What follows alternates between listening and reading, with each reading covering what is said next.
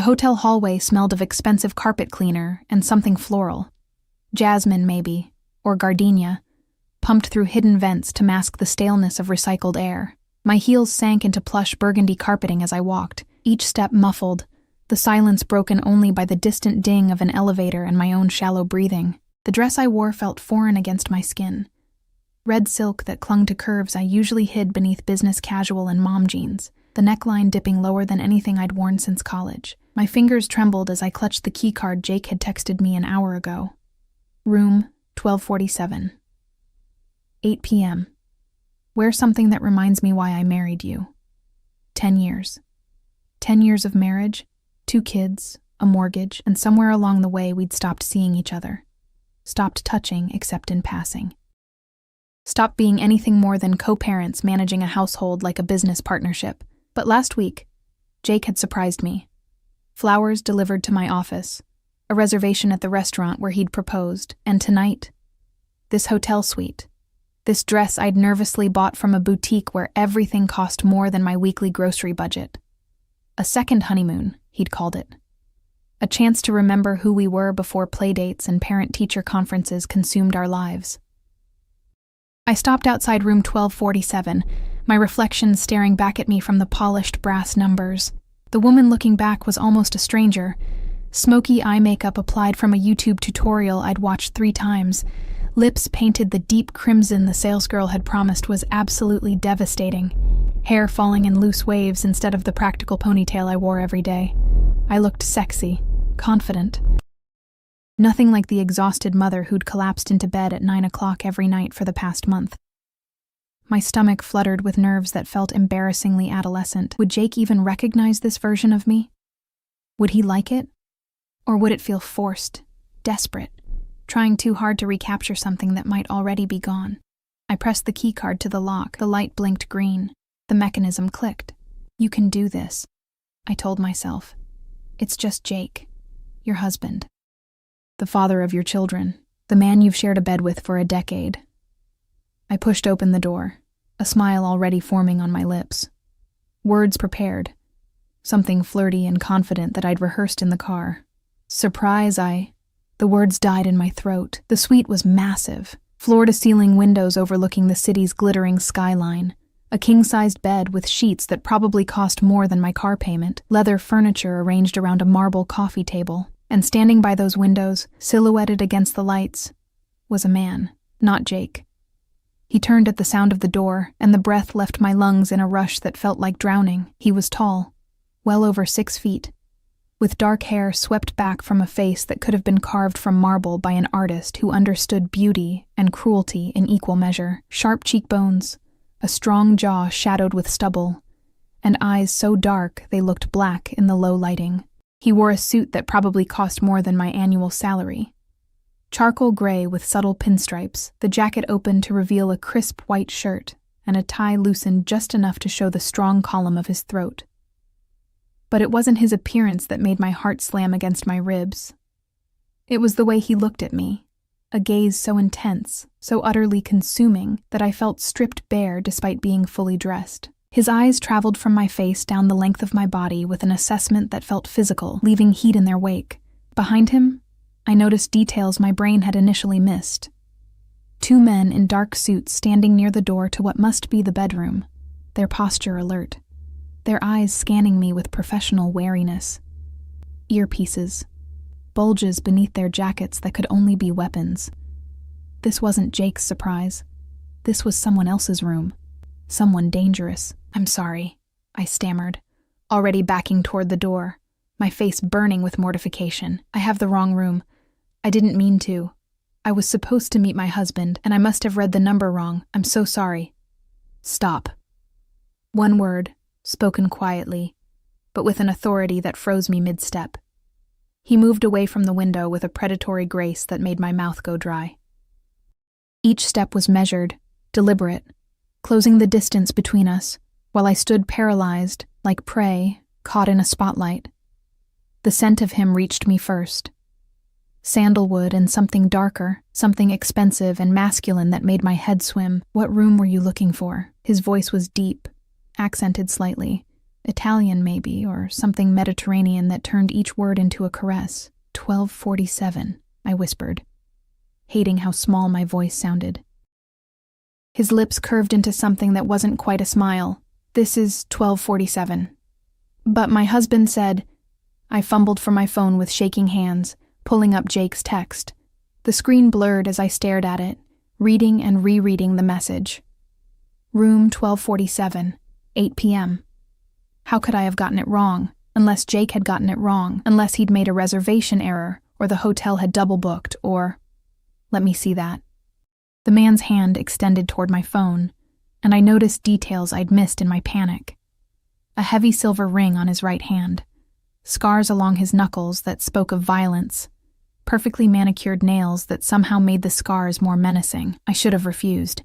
Should have backed out of the room, called Jake, sorted this out in the hallway like a rational adult. Instead, I found myself placing my phone in his palm, watching as those scarred fingers scrolled through my messages with practiced efficiency. Your husband booked room 1249, he said finally, his expression unreadable. Not 47. Easy mistake. Relief flooded through me so intensely my knees went weak. Oh, thank God. I'm so sorry for barging in. You're here now.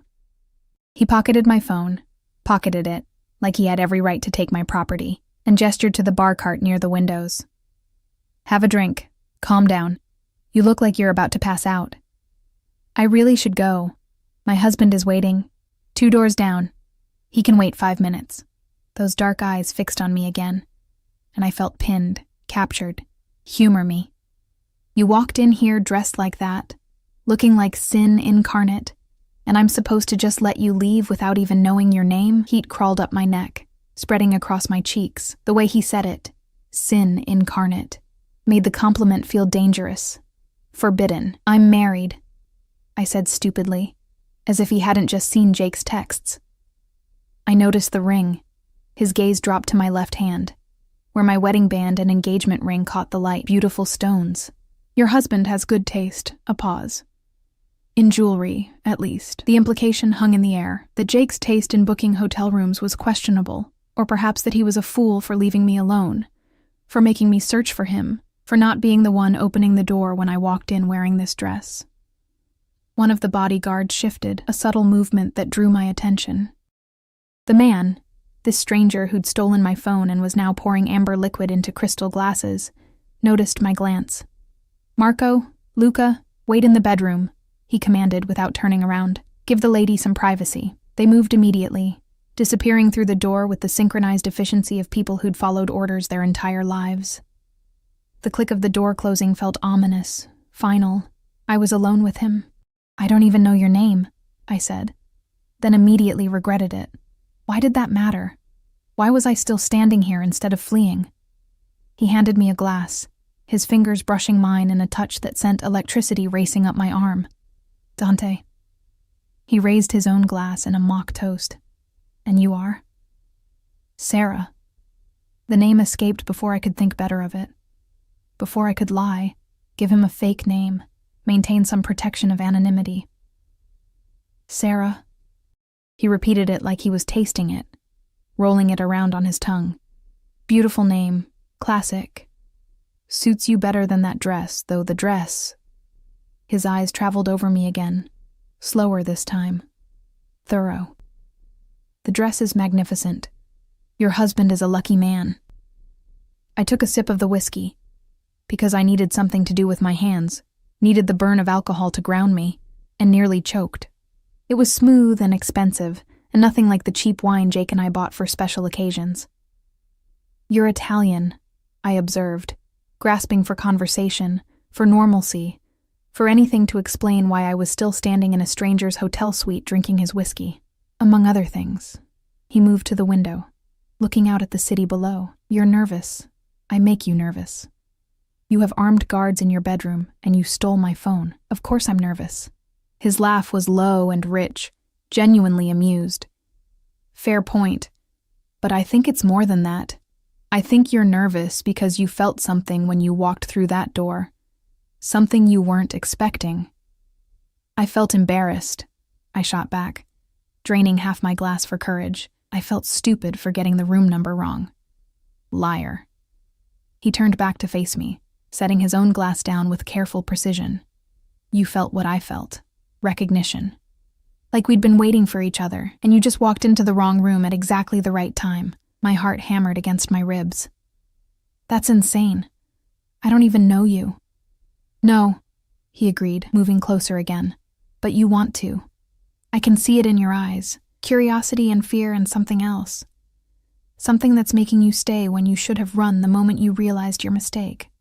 He was close enough now that I could feel the heat radiating from his body, could see flecks of amber in those dark eyes, could count the individual beats of the pulse in his throat. My own pulse raced to match it, a rhythm that felt primal, dangerous. I love my husband, I said, but it sounded weak even to my own ears. I'm sure you do. His hand rose and I froze as his fingers traced the line of my jaw with infinite gentleness. But when's the last time he looked at you the way I'm looking at you right now? When's the last time you felt beautiful instead of just necessary? The words struck something deep inside me, some wounded place I'd been ignoring for years. Tears pricked my eyes, and I stepped back, breaking the contact that felt too intimate, too raw. I need to go, I whispered. Yes, he agreed. You do. Your husband is waiting. Your life is waiting. But before you go... He pulled out my phone, scrolling through it with an ease that should have alarmed me. His thumbs moved across the screen, typing something I couldn't see. There. Now you have my number. Why would I need... Because you're going to call me. He pressed the phone into my palm, his hand lingering over mine. Maybe not tonight. Maybe not even this week. But eventually. You're going to wonder what would have happened if you'd stayed. If you'd let yourself feel what you felt walking through that door. And when that wondering becomes unbearable, you'll call. I won't. But even as I said it, I felt the lie coating my tongue. We'll see. He opened the door for me, ever the gentleman despite the guards and guns and danger that clung to him like cologne. Room 1249, your husband is waiting. Go be the perfect wife. Pretend tonight was just a mistake. I walked past him on unsteady legs, my whole body trembling with adrenaline and something far more dangerous. In the hallway, I paused, looking back at him framed in the doorway. This beautiful, terrifying stranger who'd somehow seen straight through me in a matter of minutes. Dante? Yes, Bella? Who are you? Really? His smile was sharp as broken glass. Someone who always gets what he wants. And Sarah? He paused, his eyes holding mine with an intensity that stole my breath. I want you. The door closed. I stood in the empty hallway, my heart racing, my body flushed with heat that had nothing to do with embarrassment and everything to do with the way he'd looked at me. Like I was precious, dangerous, worth pursuing. My phone buzzed in my hand, a text from Jake. Where are you? I'm starving. I looked at the closed door of room 1247, then at room 1249, just 2 doors down. My husband. My life. Everything safe and known and comfortable. And behind me, a stranger who'd somehow made me feel more alive in 10 minutes than I'd felt in 10 years. I walked to room 1249, used the keycard Jake had sent, and stepped inside to find him lounging on the bed in his work clothes, scrolling through his phone, barely looking up as I entered. Finally, he said, not even commenting on my dress. Order room service? I'm exhausted. I smiled, nodded, pretended my hands weren't shaking. Pretended I couldn't still feel Dante's touch burning against my skin like a brand. The room service arrived 40 minutes later. Overpriced steaks that Jake barely tasted while he complained about a client meeting that had run long. I pushed food around my plate, nodding at appropriate intervals, my mind 2 doors down where a dangerous man with dark eyes had somehow seen into the parts of me I'd forgotten existed. Jake didn't notice the dress, not really.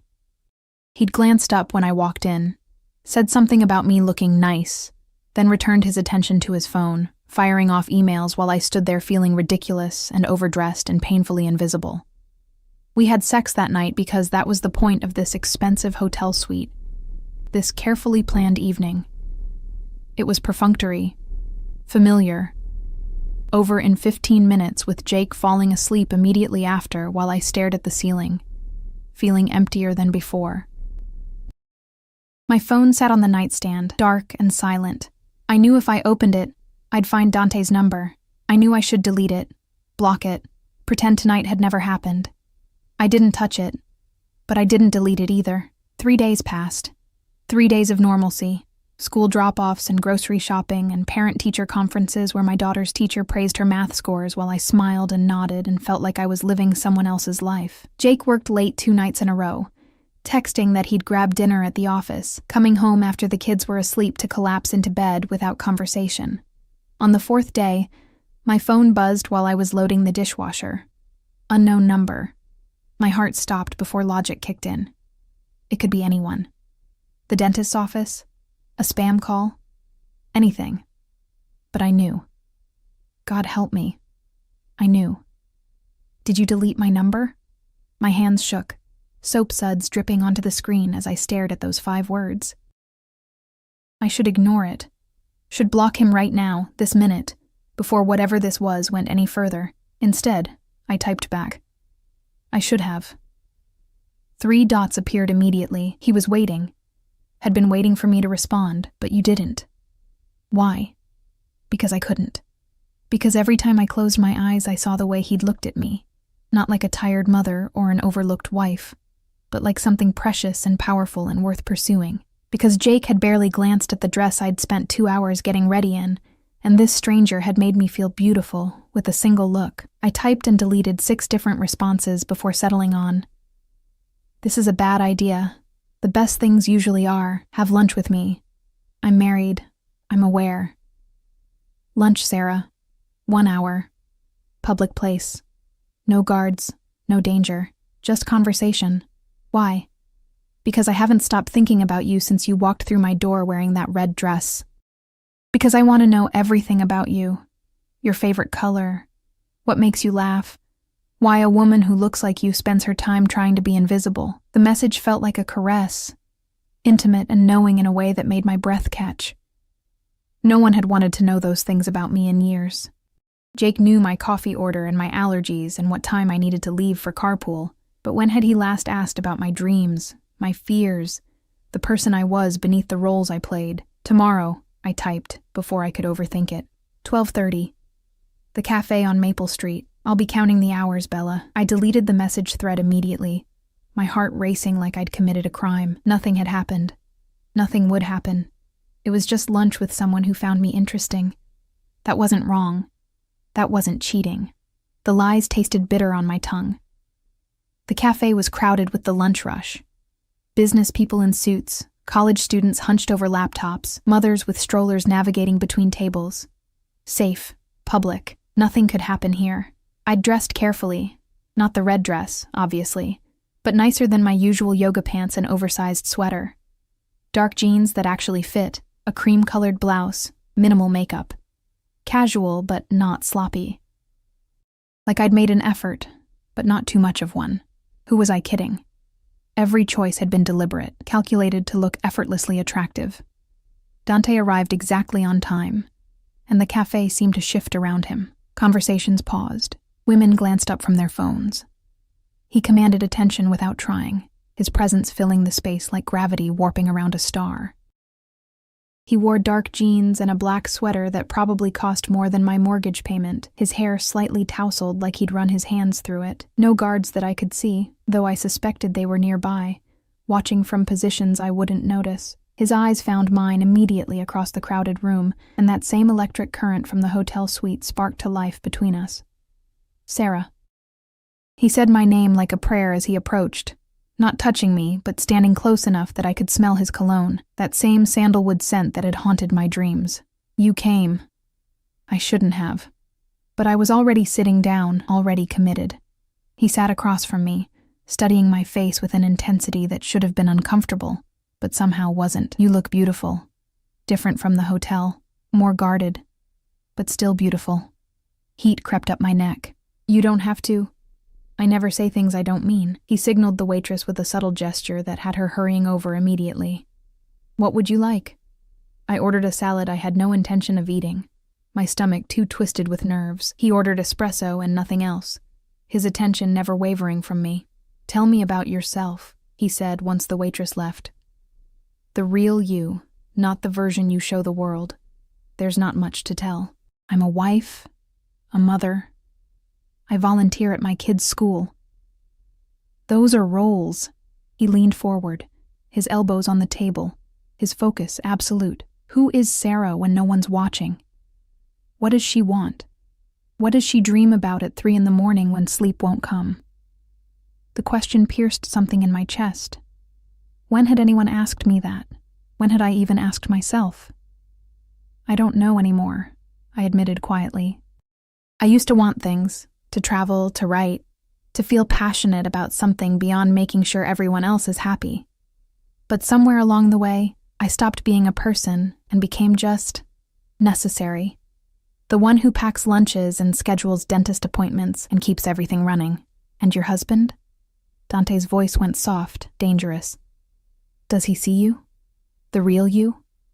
I wanted to defend Jake, to insist he was a good man, a good father. But the words wouldn't come.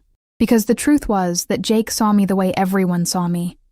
As a function, not a person. The wife who managed the household. The mother who solved problems. Never just Sarah. "He loves me," I said instead. "That's not what I asked." Dante's hand moved across the table, his fingers stopping just short of mine. Not touching, but close enough that I could feel the heat of his skin. "I asked if he sees you." "No," I whispered. "He doesn't." "Then he's a fool." His pinky finger extended, barely brushing against mine. Such a small touch, meaningless to anyone watching. But it sent fire racing through my veins. "Because I see you, Sarah. I see a woman who's forgotten she's allowed to want things, who's convinced herself that being needed is the same as being valued." Tears pricked my eyes, and I blinked them back furiously. "You don't know me. You don't know anything about my life. I know you walked into that hotel room expecting your husband to see you, really see you, for the first time in years. I know he didn't even comment on your dress. I know you're sitting here with me instead of running, because part of you is desperate for someone to notice you exist. Stop." My voice broke. "Please stop." He did, leaning back, giving me space to breathe.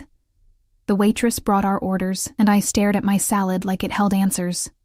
"I'm sorry," Dante said after a long moment. That was too much, too fast. I have a habit of being direct. "It's okay." I forced myself to meet his eyes. "You're not wrong about any of it. But that doesn't change the fact that I'm married.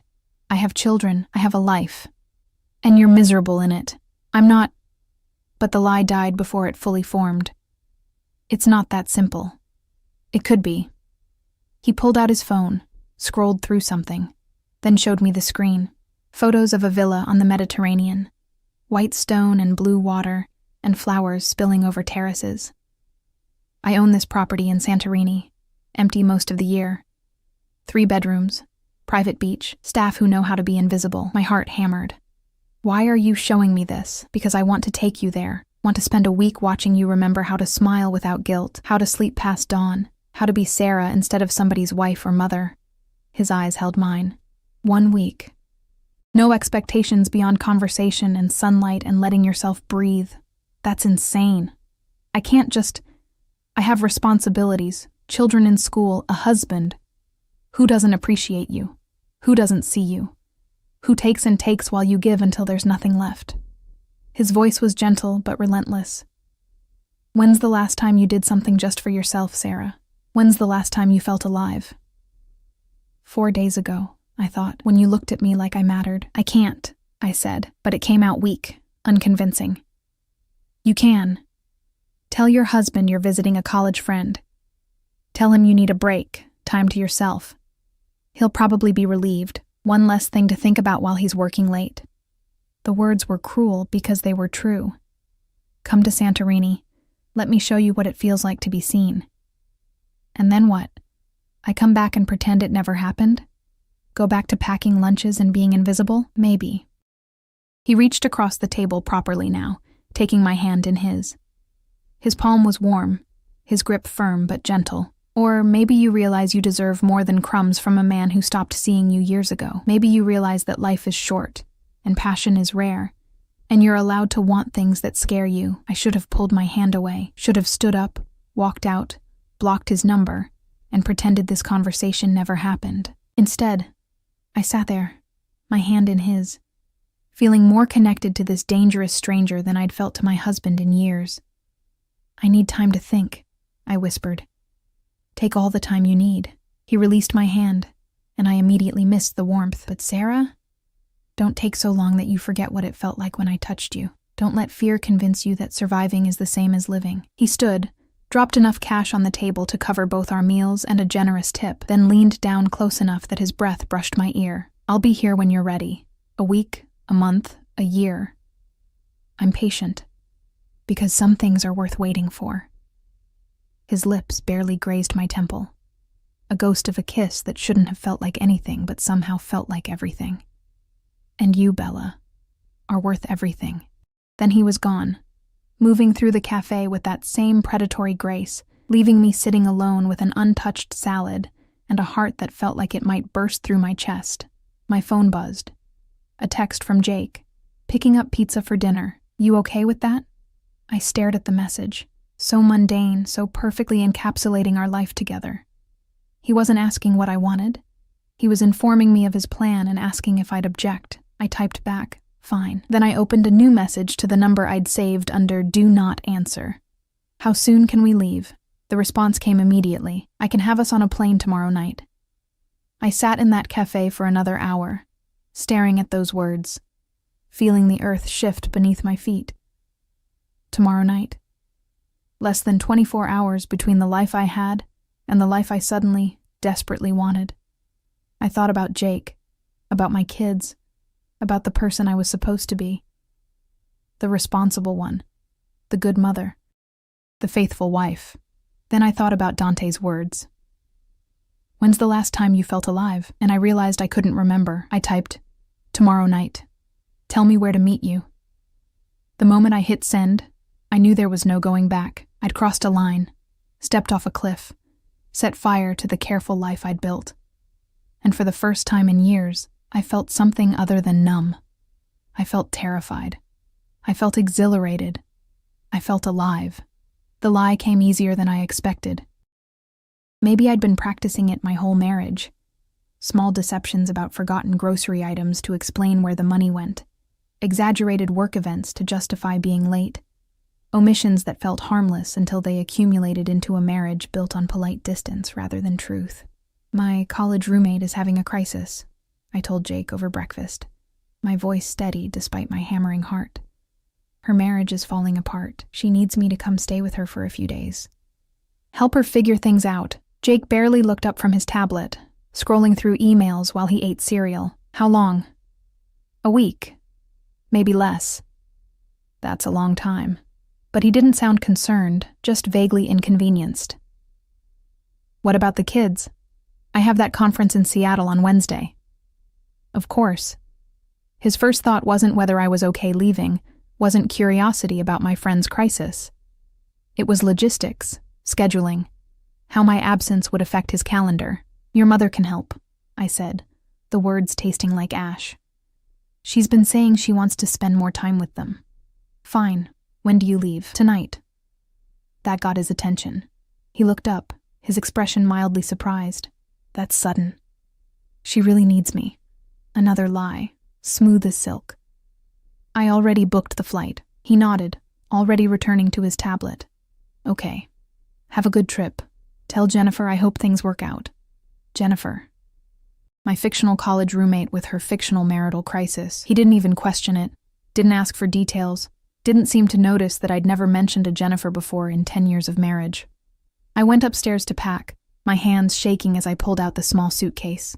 What did you bring to your own destruction?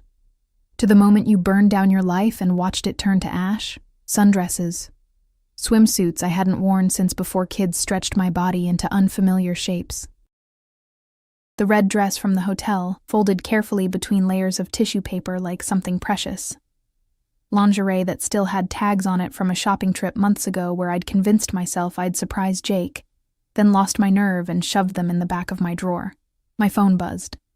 Dante's number, though he was saved in my contacts now as Alex Jim in case Jake ever looked. Private airfield, Hangar 7, 8 p.m., Packlight. I'll have anything else you need waiting. Of course he had a private plane. Of course this man who commanded rooms with a glance and had bodyguards and looked at me like I was something rare and precious would have his own jet. I was so far out of my depth, I couldn't even see the surface anymore. What should I tell people if they ask where I'm going? You're visiting a friend. That's all anyone needs to know. Sarah, are you having second thoughts? Was I? Every rational part of my brain screamed yes. Screamed that this was insane, that I was throwing away my marriage and my family and my entire life for a man I'd met once, for a stranger who made me feel things that terrified and thrilled me in equal measure. But another part, a part I'd silenced for so long I'd forgotten it existed, whispered, "When did you stop mattering? When did you become just a supporting character in everyone else's story?" "No second thoughts," I typed. "I'll be there."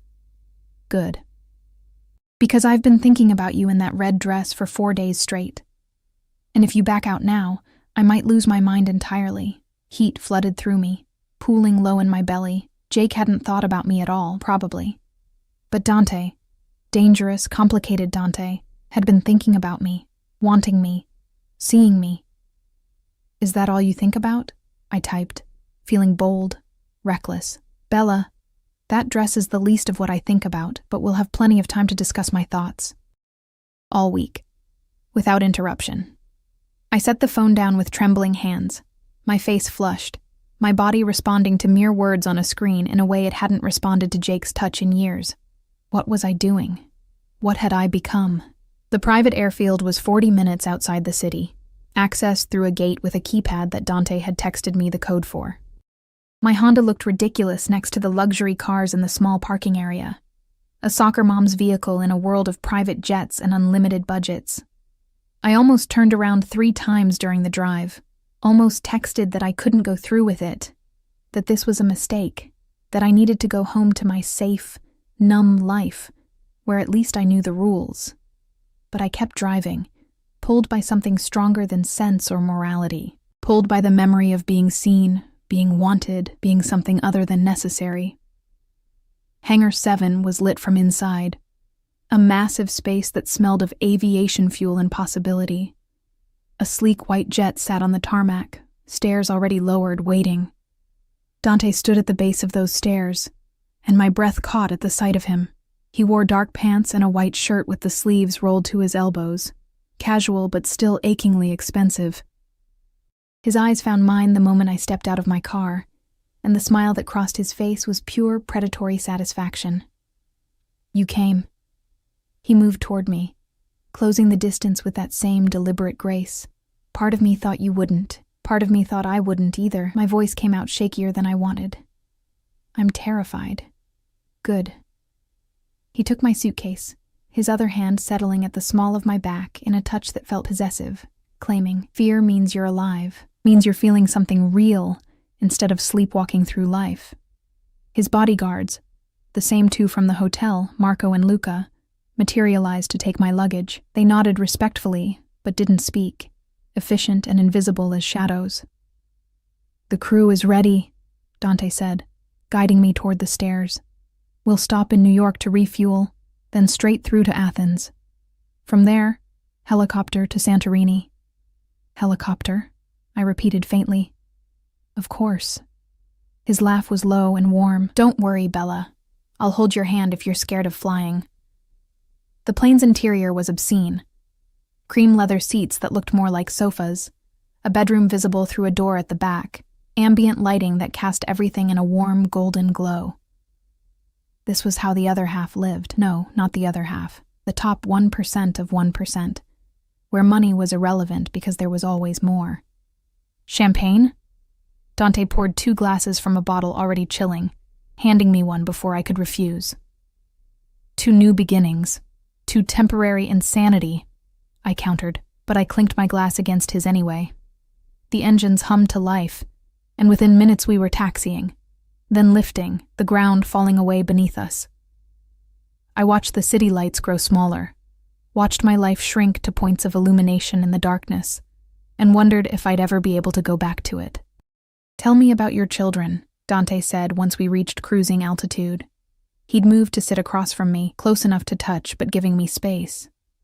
"You never mentioned their names, Emma and Jack, 9 and 7.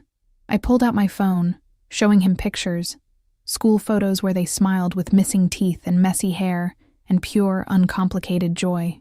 Emma wants to be a veterinarian. Jack thinks he's going to play professional soccer. They're beautiful." He studied the photos with genuine interest, not the polite acknowledgement most people gave. "They have your eyes, your smile. They're the best thing I ever did." My throat tightened. "Which is why I shouldn't be here. What kind of mother abandons her kids to run off with a man who sees her worth?" His hand covered mine. "You're not abandoning them, Sarah. You're taking 1 week to remember you exist as more than just their mother. That's not selfish. That's survival. You don't understand. I've never left them for more than a night. Never put myself first like this. And that's exactly why you need to." He squeezed my hand. "You can't pour from an empty cup. You can't give them the mother they deserve if you've forgotten who you are beneath that role." I wanted to argue, to defend my choices, to insist I was happy with my life. But sitting in that plane, drinking champagne that probably cost more than my grocery budget, being looked at like I mattered, I couldn't find the words to lie convincingly anymore. "Why me?" I asked instead. "You could have anyone. Women who are younger, more beautiful, unencumbered by marriages and children and stretch marks. Sarah." He leaned forward, his eyes intense. "Do you want to know what I saw when you walked through that hotel room door? A desperate housewife in a too expensive dress? I saw a woman who'd forgotten she was a goddess, who'd been told for so long that she was ordinary that she'd started believing it." His thumb traced circles on my palm. "I saw courage. It takes bravery to try to save a dying marriage. I saw hope in your eyes, and then I saw that hope crumble when you realized you'd made a mistake. And I thought, someone made this magnificent creature believe she wasn't worth seeing." Tears burned down my cheeks. "Stop. Please. I can't. Because I've spent 4 days unable to think about anything but you. About making you smile without guilt. About watching you remember what it feels like to be cherished instead of tolerated." He wiped my tears with his thumbs, cupping my face with a gentleness that contradicted everything dangerous about him. "I want to show you what it's like to be worshipped, Sarah. Will you let me?" I should have said no, should have pulled away, demanded we turn the plane around, clung to the safety of my predictable life. Instead, I leaned into his touch, letting myself be held by this beautiful, dangerous man who'd somehow seen through every wall I'd built. "Yes," I whispered. "God help me. Yes." He kissed me then. Not the urgent, desperate kiss I expected, but something slower, deeper, more devastating. He kissed me like we had all the time in the world, like I was precious, like every second of this kiss mattered more than breathing. When we finally broke apart, both gasping, his forehead rested against mine. "That dress," he murmured. "The red one. I want you to wear it for dinner tomorrow night. Just for me. Will you do that?" "Yes." "Good girl." The praise in his voice sent heat pooling through my body. "Now sleep. We have hours before we land, and I want you rested, want you present for everything I have planned." He led me to the bedroom, smaller than I expected, but still luxurious, with a bed that looked impossibly soft. He left me there with a kiss on my forehead, closing the door to give me privacy. I changed into the pajamas I'd packed, crawled beneath sheets that felt like silk, and stared at the ceiling while the plane carried me away from everything I knew toward something terrifying and exhilarating and completely unknown. My phone buzzed. A text from Jake. "Kids are asleep. Mom's here. Have a good trip." 5 words. No I love you, no I'll miss you. Just logistics and dismissal. I turned the phone off, silencing the guilt that tried to claw its way up my throat. Then I closed my eyes and let myself imagine what it would feel like to be worshipped by a man who couldn't stop thinking about me. For the first time in years, I fell asleep smiling. Santorini was a dream rendered in white stone and impossible blue, the kind of beauty that belonged on postcards, not in real life. The villa clung to the cliffside like something organic, terraced gardens spilling down toward a private beach, where turquoise water lapped against golden sand. Everything was pristine, perfect, utterly surreal. I stood on the balcony of my room, my own room, Dante had been careful to point out, respecting boundaries I wasn't sure I wanted anymore, watching the sun climb higher over the Aegean. Behind me, the bed was a tangle of expensive linens I'd barely slept in, too wired with jet lag and anticipation and the surreal reality of where I was and what I'd done. I'd left my husband, left my children, flown across an ocean with a man I barely knew to a place so beautiful it felt fictional. And instead of guilt consuming me, I felt light.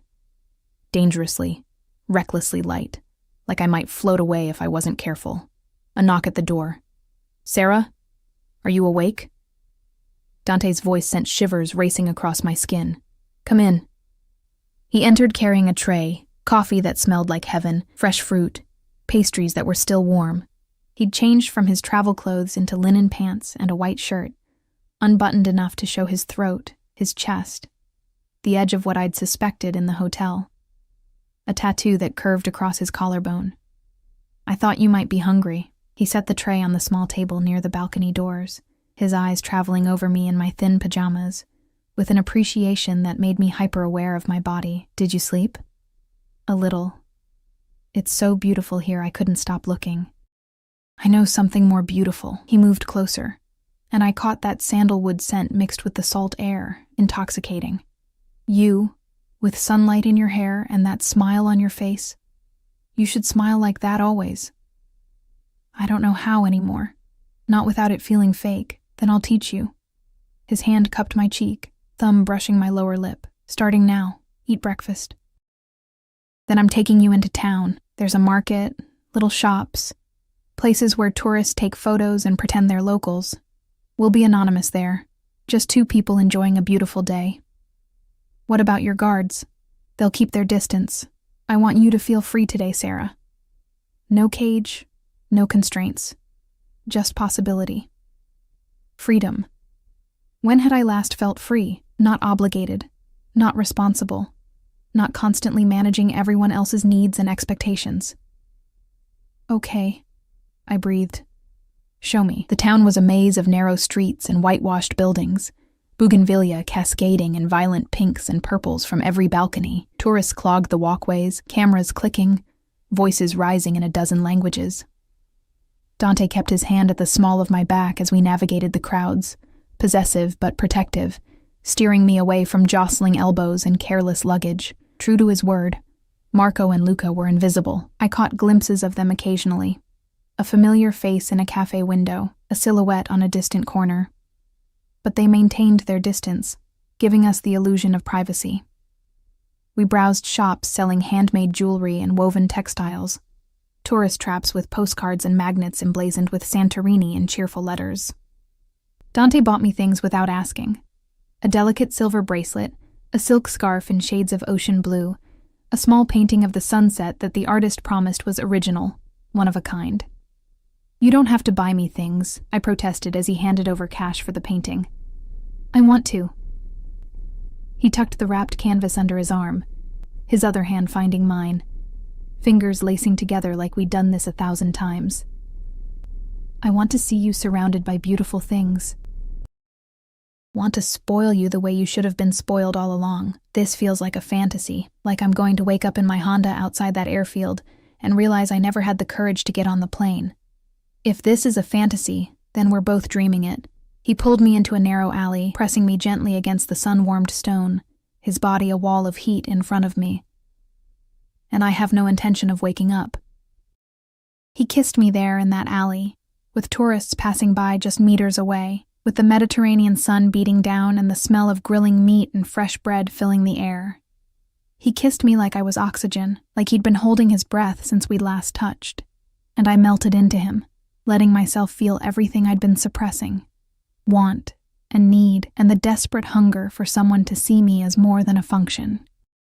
When we broke apart, both breathing hard, his eyes were dark with desire barely restrained. "Tonight," he murmured against my lips. "Wear that red dress tonight. Let me see you the way you were meant to be seen." "And then what?" My voice came out husky, unfamiliar. "Then I'm going to worship every inch of you until you remember what it feels like to be cherished." His hand slid down my side, settling on my hip with possessive heat.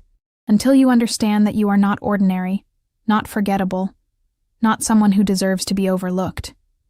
You are extraordinary, Sarah, and I'm going to prove it to you." The villa's dining terrace overlooked the caldera, the setting sun painting everything in shades of gold and rose and burning orange. A table had been set with white linens and candles, wine already breathing in a crystal decanter. The staff had prepared something that smelled divine, garlic and lemon and fresh herbs, before disappearing, leaving us utterly alone.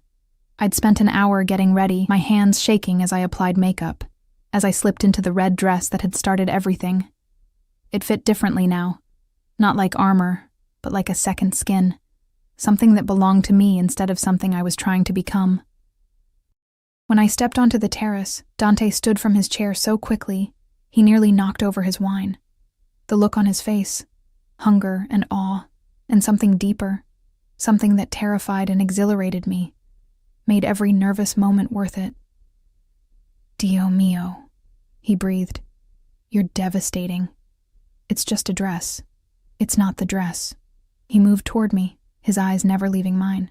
"It's you in it, confident, present, looking at me like you know exactly what you do to me." "What do I do to you?" The words came out bolder than I felt. "You make me want things I shouldn't want. Make me think about keeping you here forever, never letting you leave, building a life where I get to see you smile like this every day." His hand settled on my waist, pulling me against him. "You make me forget every rule I've ever followed about distance and control." "Dante, I know. You're married, you have children, you have a life waiting back home." His jaw clenched. "But for tonight, for this week, you're mine. And I'm going to make sure you never forget it." He kissed me with the same intensity as the alley, but slower now, deeper, taking his time to taste and explore. His hands moved over the silk of my dress, tracing curves, memorizing the shape of me. When his lips traveled down my throat, I gasped, my head falling back, my fingers tangling in his hair. "Inside," I managed. "Please."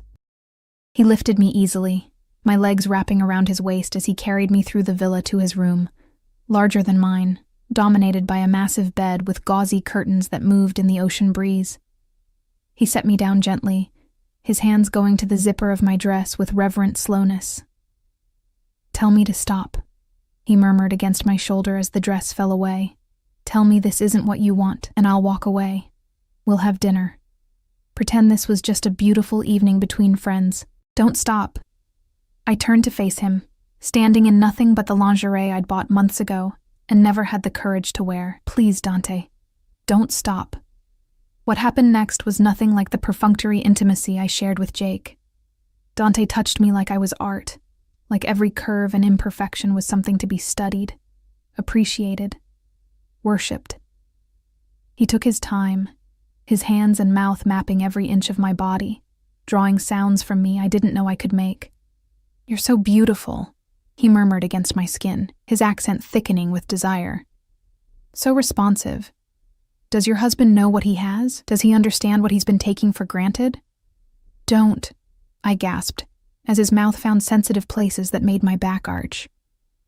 "Don't talk about him. Not now. You're right. He doesn't deserve to be in this room with us."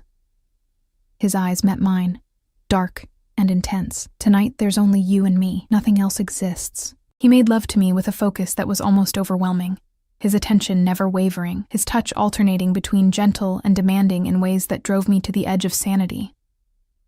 When I finally shattered, crying out his name, he held me through it, his own control finally breaking as he followed me over that precipice. Afterward, we lay tangled in sheets damp with sweat, the ocean breeze cooling our flushed skin. His fingers traced lazy patterns on my bare shoulder, and I felt more content than I had in years. Maybe ever. "What are you thinking?" he asked quietly. That I should feel guilty, that I should be consumed with shame and regret. I turned to look at him. This beautiful, dangerous man who'd somehow become my entire world in less than a week. But I don't. Is that terrible? It's honest. He kissed my forehead, a gesture so tender it made my chest ache. "And I won't let you feel guilty for choosing yourself for once, for letting yourself be seen, be wanted, be cherished the way you deserve. This weekend's," I whispered. "I have to go back. To my kids, to my life." "I know." His arms tightened around me, almost painful. "But we have 5 more days. 5 days where you're mine and I'm yours and nothing else matters. Can you give me that? Can you be present here, now, without thinking about what comes after?" Could I? Could I silence the voice in my head that screamed about consequences and responsibilities, and the ruins waiting for me when this fantasy ended? I looked into his eyes, those dark, intense eyes that saw through every defense, and made a choice. "Yes," I said, 5 more days. All yours." His smile was equal parts triumph and tenderness. "Then sleep, Bella. We have so much left to explore." I drifted off in his arms, feeling safer and more seen than I had in my entire marriage. Feeling like maybe, just maybe, I deserved this moment of happiness even if it couldn't last. Outside, the Mediterranean whispered against the cliffs, waves keeping time with my heart. And for 5 perfect days, I let myself forget that every paradise eventually demands payment. The days blurred together in a haze of sunlight and passion and conversation that stretched from dawn until the stars emerged. Dante showed me his world, not the dangerous parts, but the beautiful ones. Private beaches where we swam naked in moonlight. Hidden restaurants where chefs prepared meals just for us. Villages where locals greeted him by name. Their respect tinged with wariness that reminded me he was more than just a wealthy businessman. He told me about his childhood, growing up in Naples, losing his father to violence, learning to survive in a world where weakness meant death. He spoke of his sister who'd died young, of his mother who'd raised him alone, of the code he lived by that made brutal sense in the context of his world. "I'm not a good man, Sarah," he said one night, as we lay tangled together. "I've done things that would make you run if you knew the details, hurt people, made choices that haunt me. Then why tell me? Because I want you to see all of me, not just the parts that are easy to love." His hand cupped my face, forcing me to meet his eyes. "If you're going to choose me, really choose me, you need to understand what you're choosing. I'm not choosing you." The words hurt to say. "I'm choosing 5 days. That's all this can be." His expression darkened, something possessive and almost frightening crossing his face. "Is it? Is that really all you want?" "What I want doesn't matter." I pulled away, suddenly needing distance. "I have children, Dante. A life. I can't just abandon everything because I'm having some midlife crisis." "This isn't a crisis." He sat up, his voice dropping to something dangerous. "This is you finally admitting what you've known since you walked into that hotel room. You don't love your husband.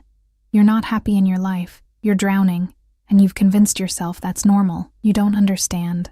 I understand perfectly." He grabbed my hand, holding it tight enough to hurt. "I understand that I've fallen in love with you.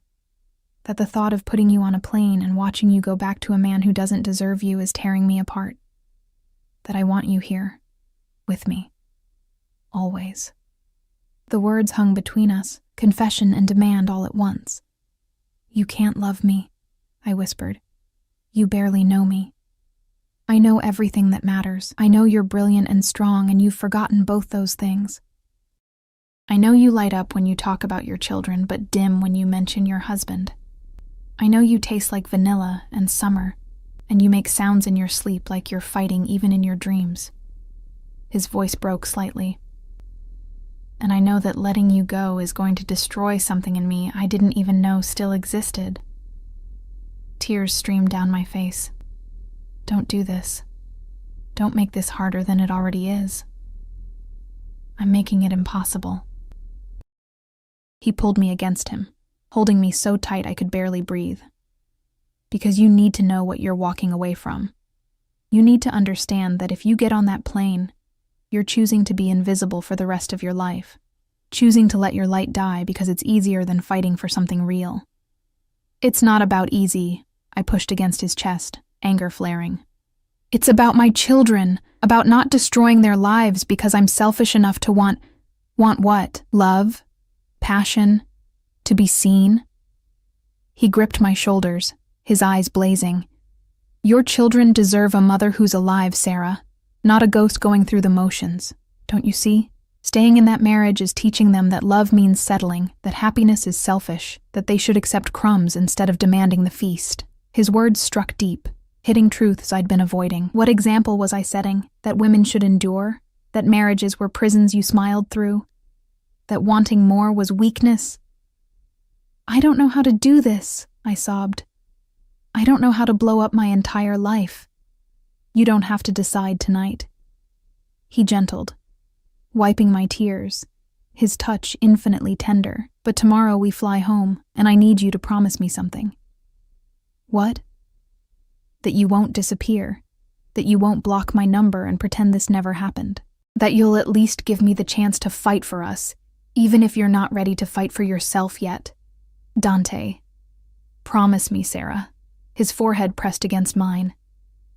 Because I meant what I said. I love you, and I don't give up on things I love. I promise, I whispered, because what else could I say? I won't disappear. He kissed me then, desperate and claiming and tinged with the grief of knowing tomorrow everything changed. And I kissed him back, memorizing the taste of him, the feel of his hands on my body, the way he made me feel like I mattered. Tomorrow I'd face consequences. Tomorrow I'd remember my real life. But tonight, our last night, I let myself be loved by a man who saw me, even if I couldn't let myself believe it could last. The flight home was silent, not the comfortable silence of lovers content in each other's presence, but the heavy quiet of people avoiding the inevitable conversation.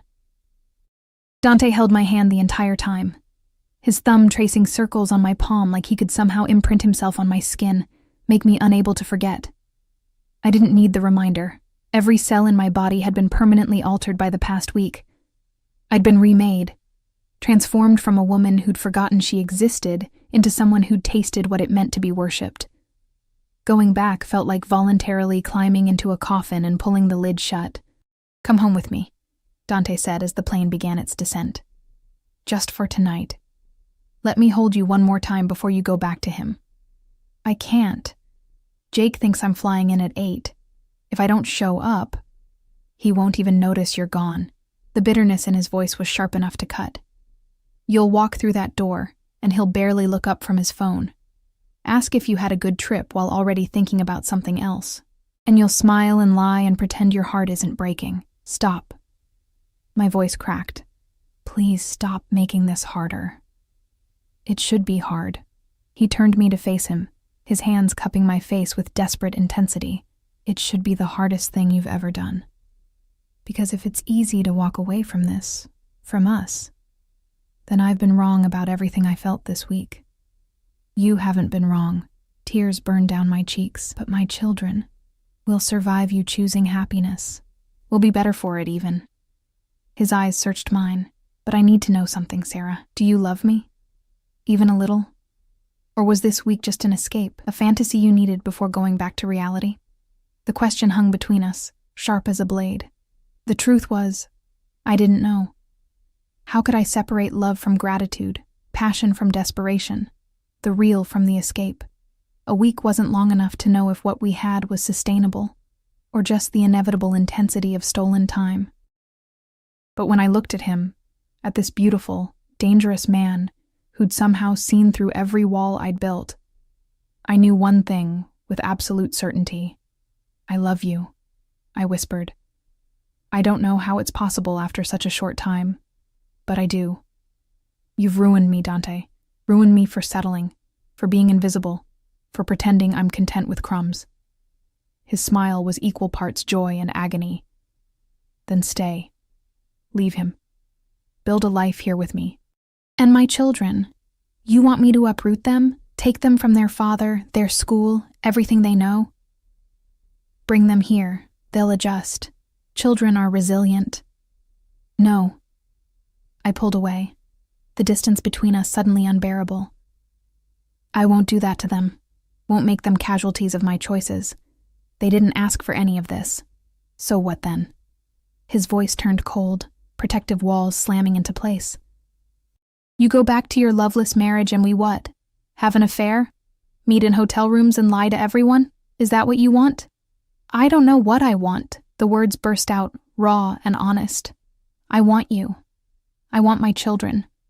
I want to not feel like choosing one means destroying the other, but I don't get to have everything, Dante. That's not how life works. It could be. He grabbed my hands, holding them so tight it almost hurt. Divorce him. Take the kids.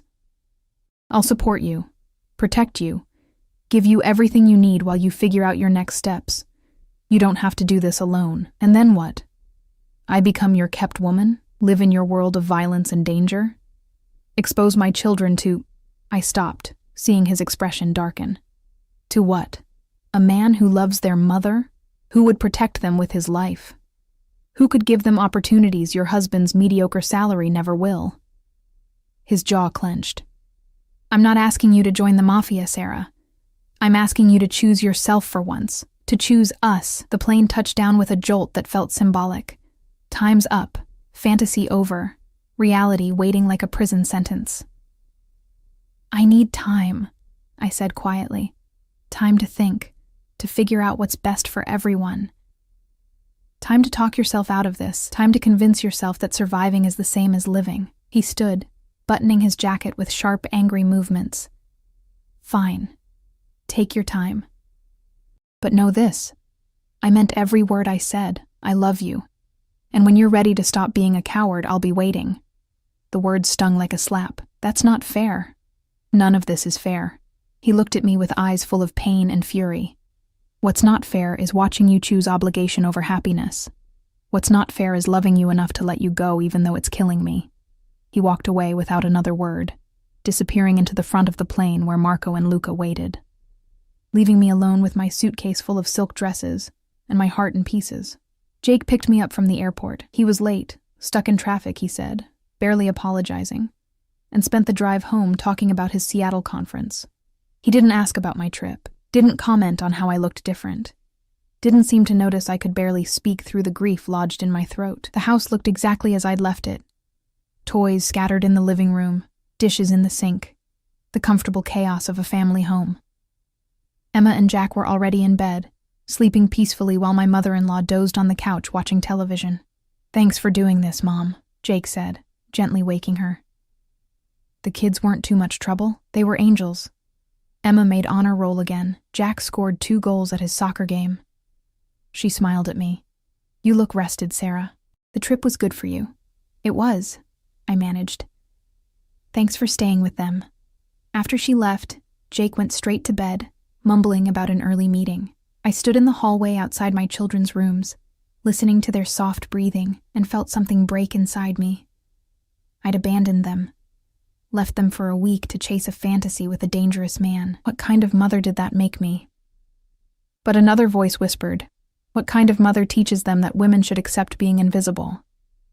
I crawled into Emma's bed, curling around her small body, breathing in her little girl's scent of strawberry shampoo and sunshine. She stirred, half waking. Mommy? You're back. I'm back, baby. I missed you so much. Did you have fun with your friend? The lie tasted like poison. I did. But I'm happy to be home with you. She snuggled closer, already drifting back to sleep. I love you, Mommy. I love you too, sweetheart, more than anything. And it was true. I loved them more than anything, more than Dante, more than passion, more than the woman I'd discovered in Santorini. My children were my heart walking around outside my body, and I would protect them from anything, even from the consequences of my own choices. 3 weeks passed. 3 weeks of pretending everything was normal while I died inside a little more each day. Jake noticed nothing, not my sudden silences, not the way I flinched from his touch, not the fact that I was barely sleeping. He was too absorbed in work, in his own world, to see that his wife was a ghost going through the motions. I hadn't blocked Dante's number, but I hadn't called either. His texts came regularly, never demanding, always gentle. checking if I was okay, telling me he was thinking about me, reminding me that he was waiting whenever I was ready. I saw a woman in a red dress today. Wasn't you? Nothing is you. I miss you, Bella. Your favorite cafe opened a new location. I went. Coffee tastes like ash without you across the table. 3 weeks, 21 days, 504 hours since I held you, but who's counting? Each message was a knife to the heart. Each one reminded me of what I'd given up, what I'd chosen to walk away from. Then one morning, everything changed. I was making breakfast when Jake's phone buzzed on the counter. He was upstairs showering, and I glanced at it automatically. The habit of a decade of marriage where privacy felt optional. The preview text made my blood freeze. Can't wait to see you tonight. The usual place? I need to feel you again. My hands shook as I unlocked his phone. The passcode was Emma's birthday, something he'd never changed. The message thread was extensive, months of texts. Arranging meetings. Explicit messages that made my stomach turn. Photos I couldn't unsee. Amanda. His assistant. The one he'd mentioned occasionally, always casually, never enough to raise suspicion. They'd been sleeping together for 6 months. 6 months. While I'd been drowning in guilt over 1 week, while I'd been tearing myself apart for choosing happiness for 5 days, he'd been systematically betraying me. Lying. Manipulating. Probably laughing about his stupid wife who never suspected a thing. The phone slipped from my numb fingers, clattering on the tile. Jake appeared in the doorway, towel around his waist, and saw me standing there with his phone at my feet. Sarah. 6 months. My voice sounded far away, detached. You've been cheating on me for 6 months. He didn't even try to deny it, just ran his hand through his wet hair and sighed like I was being inconvenient. It's not what you think. What I think is that you're a cheating bastard who's been making me feel guilty for wanting to be seen while you were fucking your assistant in hotel rooms. Don't be dramatic. It's just sex. It doesn't mean anything. It means everything. The words exploded from me, years of suppressed rage finally breaking free. It means you've been lying to me. Using me. Taking everything I give while giving nothing back. It means this marriage is a sham and has been for years. So what do you want to do? He crossed his arms, defensive. Get divorced? Break up our family over some affair that doesn't even matter? You're damn right I want a divorce. The clarity was sudden, absolute. I want you out of this house. I want a lawyer. I want every text message, every receipt, every piece of evidence that you're a lying, cheating piece of... Careful, Sarah. His voice turned cold. You want to play that game? What about your trip 3 weeks ago? Think I didn't notice how you came back different? How you've been walking around like someone died? You think I'm stupid enough to believe you were really visiting some college friend? My heart stopped. What are you talking about? I'm talking about the private plane that flew out of the executive airport the night you left. The flight plan that showed Athens as the destination. The credit card I found in your purse from some boutique in Santorini. His smile was cruel. Who is he, Sarah? How long have you been whoring yourself out while I've been working to support this family? The hypocrisy was staggering.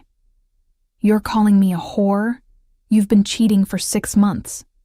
And you cheated for a week. In Greece. With some rich asshole who probably has a wife and kids of his own. He stepped closer, menacing. So here's what's going to happen. We're going to forget about this, both of us. We're going to stay married for the kids' sake, and we're going to stop asking questions we don't want answers to. Understood? No. The word came out strong, certain. I'm done pretending, done being invisible, done teaching our children that this is what marriage looks like. You leave me, Sarah, and I'll make sure you never see those kids again. I'll paint you as an unfit mother who abandoned her family to sleep with criminals. Criminals. I laughed, the sound slightly unhinged. How did you... I had you followed, had someone look into your boyfriend. Dominic Caruso, known Mafia connections, multiple properties used for money laundering, suspected involvement in organized crime. Jake's expression was triumphant. Think any judge is going to give you custody when they find out you exposed our children to that world? The room spun. He'd had me followed, investigated Dante, known everything, and said nothing. keeping it as ammunition for exactly this moment. You bastard. Maybe. But I'm a bastard who's going to win, so sit down, shut up, and accept that your little vacation is over. This is your life, Sarah. Better learn to make peace with it. He walked away, leaving me standing in the kitchen with my shattered marriage, and my chest so tight I couldn't breathe. But this time, I didn't crumble. This time, I didn't accept his ultimatum and swallow my rage. This time, I pulled out my phone and called the one person who'd promised to fight for me. Dante answered on the first ring. Sarah, I need your help. My voice shook, but held. He knows about us. He's threatening to take my kids. And I can't do this alone anymore. You're not alone. His voice was steel wrapped in velvet. Give me the address. I'm coming to get you. Dante, he had us investigated. He knows everything. Your connections, your business. Good. Something dark and satisfied laced his tone. Then he knows exactly who he's threatening. He knows what happens to people who try to hurt what's mine. And you, Bella, you and those children, are mine to protect now. I'm scared. I know. But I'm not going to let him destroy you. Not today. Not ever. I heard movement in the background. Him already moving. Already planning. Pack a bag for you and the kids. Essential documents. Birth certificates, passports, anything important. Can you do that? Yes. Good girl. I'll be there in an hour. And Sarah? He paused. This ends today. All of it. The lying, the threats, the fear. Today you start fighting back. Are you ready? I thought about Emma and Jack sleeping upstairs. About the life I'd been living, the example I'd been setting. About the woman I'd discovered in Santorini who'd been buried under years of obligation and invisibility. I'm ready. Then I'm coming for you. Hold on just a little longer. Dante arrived with a lawyer. Not just any lawyer. A woman in her 50s who radiated competence and controlled fury as she listened to my story, reviewed Jake's texts, took notes with mechanical precision. He's already violated multiple laws, she said calmly. Having you followed without consent, threatening to use illegally obtained information in custody proceedings, coercion. We'll file for emergency custody and a restraining order this afternoon. By tomorrow, he won't be allowed within 100 feet of you or the children. But he said, judges won't give custody to someone involved with... I glanced at Dante, unable to finish. Mr. Caruso has never been convicted of any crime, the lawyer said smoothly. His business dealings, while perhaps morally gray, are entirely legal. Your husband's infidelity, however, is well documented. His threats constitute domestic abuse. Trust me. You're in a much stronger position than he led you to believe. Jake came home to find Dante sitting in his living room, like an avenging angel dressed in Armani. The color drained from his face when he saw Marco and Luca flanking the doors, when he saw the lawyer with her paperwork spread across his coffee table. What the hell is this? Sarah, what did you do? I stopped letting you control me. My voice was steady, strong. I'm filing for divorce, emergency custody, and if you even think about retaliating, about trying to hurt me, or use our children as weapons, you'll discover exactly why threatening someone under Dominic Caruso's protection is a very, very bad idea. Dante stood, and the temperature in the room dropped 20 degrees. She's done being intimidated by you, done accepting crumbs while you take everything, but I want to be very clear about something. He moved into Jake's space, close enough that my husband stumbled backward. Those children upstairs? They're under my protection now. Their mother is under my protection. You attempt to use illegal surveillance. You threaten custody. You so much as look at them wrong. I will bury you. Legally, financially, and if necessary, physically. Do we understand each other? Jake's face had gone gray. You're threatening me? In my own house? I'm promising you. Dante's smile was terrifying. Your affair partner, Amanda? She's been contacted by my lawyers.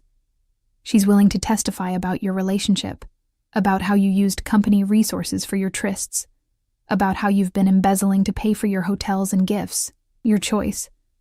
Accept the divorce terms my lawyer presents, or face criminal charges on top of losing everything. You can't. I already did. Dante turned back to me, his expression softening. Sarah, get the kids. We're leaving. I ran upstairs, my heart pounding. Emma and Jack were coloring in Emma's room, blissfully unaware of the war being waged below. "Pack a bag, guys. We're going on an adventure." "Where?" Jack asked, excited. "Somewhere safe, somewhere fun. Trust me?" They nodded, and I helped them pack stuffed animals and favorite toys and clothes for a few days. When we came downstairs, Jake was sitting on the couch, his face buried in his hands, the lawyer calmly explaining exactly how much his life was about to change. Dante took my bag, his hand finding mine, squeezing gently. "Ready?" I looked at the house I'd lived in for 8 years, at the man I'd spent a decade loving, at the life I'd built that had slowly suffocated me. "I'm ready." Emma tugged on Dante's jacket. "Are you Mommy's friend?" He crouched down to her level, his smile genuine and warm.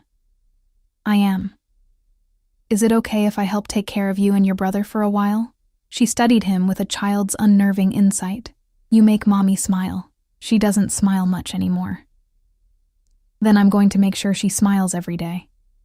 He glanced up at me, and the love in his eyes made my chest ache. "That's my new job. Think you can help me with that?" "Okay," Emma said solemnly. "But I'm a really good helper, just so you know." "I'm counting on it." 6 months later, the divorce was final. Jake had accepted the terms: joint custody, generous child support, no attempts to smear me publicly. His affair with Amanda had cost him his job, and most of his savings in legal fees. Last I heard, he'd moved in with his mother and was working as a consultant, while he rebuilt his reputation. I felt nothing for him anymore, not love, not hate, just a distant pity for a man who'd had everything and thrown it away. The kids adjusted better than I'd feared. Dante had bought a house near their school. Nothing ostentatious, just a large, comfortable home with a yard where Jack could practice soccer and Emma could have a garden.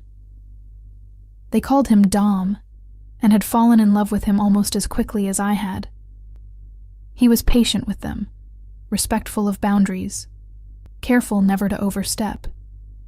But slowly, over weeks and months, he'd become part of their lives, reading bedtime stories, helping with homework, teaching Jack how to throw a proper punch, much to my horror, and showing Emma how to identify constellations. They felt safe with him, loved by him, and watching him with my children made me fall deeper every day. "Marry me," he said one night after the kids were asleep. We were on the porch of the new house, wrapped in blankets, watching stars emerge over the suburban neighborhood that was nothing like his world but was becoming ours. "We've only been together 6 months, I protested, but I was already smiling. "We've been together since you walked through that hotel room door in a red dress and looked at me like I was your salvation." He turned me to face him, pulling out a box I hadn't noticed. "I knew that night. I knew you were mine, that I would move heaven and earth to keep you. Marry me, Sarah. Not because it's practical or because the kids need stability. Marry me because I love you more than I knew it was possible to love someone. Because you make me want to be the man you see when you look at me." The ring was stunning. A deep blue sapphire surrounded by diamonds, unique and perfect, and nothing I would have chosen for myself, which somehow made it more perfect. "Yes," I whispered through tears. "God, yes, I'll marry you." He slid the ring onto my finger, then kissed me with the same intensity as that first night. The same promise of worship and devotion, and a love I'd stopped believing existed. "I'm going to spend the rest of my life making you happy," he murmured against my lips, "making you remember you're extraordinary, making sure you never feel invisible again." "I know." I pulled back to look at him, this beautiful, dangerous man who'd somehow become my home. "You already have." Inside, I heard Emma call out, a nightmare probably. Dante stood immediately, ready to go comfort her, but I stopped him. "My turn. But tomorrow, you teach me that thing you did in Santorini, the one that made me forget my own name." His laugh was low and rich. "Deal. Now go be the magnificent mother I know you are. I'll be here when you get back." He always was. Always would be. I went inside to comfort my daughter, my sapphire ring catching the light, my heart fuller than I'd ever imagined possible. I'd walked into the wrong room that night in the hotel, and found exactly what I'd been missing my entire life. Not just passion or desire, or the thrill of being seen. I'd found myself, and in finding myself, I'd found everything.